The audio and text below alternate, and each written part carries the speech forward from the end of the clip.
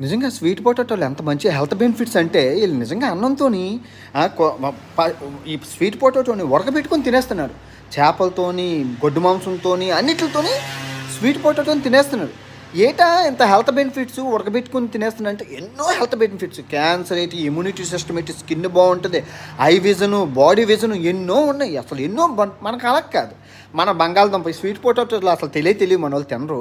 ఈ బంగాళదుంపలో ఉప్పు ఉడకబెట్టి తొక్క తీసి ఉప్పేసి కారం వేసి ఇంత మసాలా వేసి మడ్డి మలంకాడ మొత్తం అన్నీ తగిలించి మొత్తం అన్నీ చేసి పిల్లలకి కూర కింద పెడతారు. కారం వేసి నూనె వేసి ఏమైనా హెల్త్ ఉంటుంది బాగుంటుందా చెప్పండి? ఇది ఉడకబెట్టుకొని తినలేము. అట్లీస్ట్ పిల్లలకి ఉడకబెట్టుకొని పోనీ రోడ్ల మీదైనా స్వీట్ పొటాటోలు అమ్ముతా. మా చిన్నప్పుడు అమ్మేవారు. ఈ రోజుల్లోనే అంతా పిజ్జా బర్గర్లు తప్ప ఈ స్వీట్ పొటాటోలు తిందాము, హెల్త్ను బాగుపరుచుకుందాం ఏం లేదు. ఏవి ఇచ్చినా ఉప్పు కారం వేసి మసాలా వేసి దించేసి తినిడివే అంతే మన పని. లవర్స్ ఒక లైక్ వేసుకోండి. అన్వేషణ నువ్వు ఎంత లక్కీయో, దేశ విదేశాలను తిరుగుతున్నావు.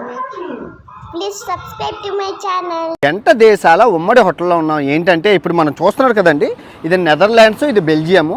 ఇక్కడ హోటల్ ఏంటంటే సగం బెల్జియంలో ఉంటుంది, సగం నెదర్లాండ్స్లో ఉంటుంది. రోజుకి 10,000 రూపాయలు అనమాట. లోపలికి వెళ్ళి వింతలు విశేషాలు అన్నీ చూసేద్దాం. ఓకే, జంట దేశాల ఉమ్మడి హోటల్కి 10,000 రూపాయల బెడ్ మామూలుగా లేదు. ఇక్కడ కామెడీ ఏంటంటే ఈ బెడ్ నాది, నా బెడ్ నెదర్లాండ్స్ దేశంలో ఉంది, నా బాత్రూమ్ నుంచి బెల్జియం దేశంలో ఉంది. అంటే నేను పొద్దున్న నెదర్లాండ్స్ దేశంలో లెగుస్తానమాట. లెగిసి అలాగా బాత్రూమ్ వెళ్ళడానికి బెల్జియం దేశం వస్తానమాట. మామూలుగా ఉండదు మనతో. ఇదిగా నా బాత్రూమ్ బెల్జియం దేశంలో ఉంది, మరి మామూలుగా ఉండదు మనతో. బాగుంది కదా, సూపర్ ఉందా. ఫర్ ఎగ్జాంపుల్ ఈ ఆఫీస్ హాల్ ఉందండి. ఈ ఆఫీస్ హాల్ ఇటు సైడ్ పార్ట్ అంతా నెదర్లాండ్స్లో ఉంటుందండి. ఈ ఆఫీస్ వాళ్ళు ఇటు సైడ్ పార్ట్ అంతా బెల్జియంలో ఉందండి.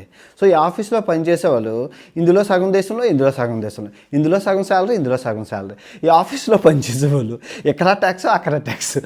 భలే ఉంది కదా.